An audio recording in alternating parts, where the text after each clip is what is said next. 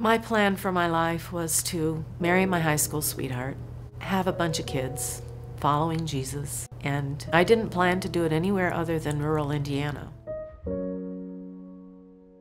I was a happily married young wife, just moved into a lovely tri-level house on a very high hill with woods as our front yard, and I just was so happy. I just felt like we had really arrived. He had a good job, and things were nice and settled.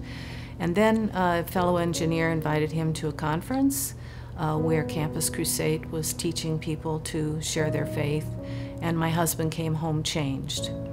And he not only was changed from the inside, he wanted to join Campus Crusade ministry.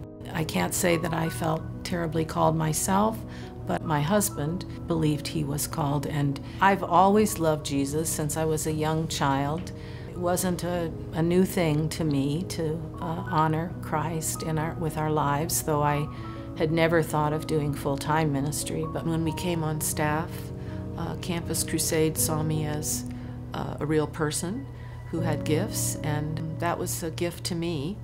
And I had the privilege of doing it in San Bernardino and Nairobi, and a very long way from the little town of Roanoke, Indiana.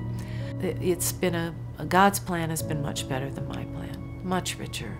The life that I imagined for myself as a young woman was a small life in retrospect, and no doubt far richer in terms of meeting people across nationalities and language, and I would never have met so many others who are so dear to me now and who've walked with me during the hard times and the good times. I just wouldn't trade our Nairobi years for most anything.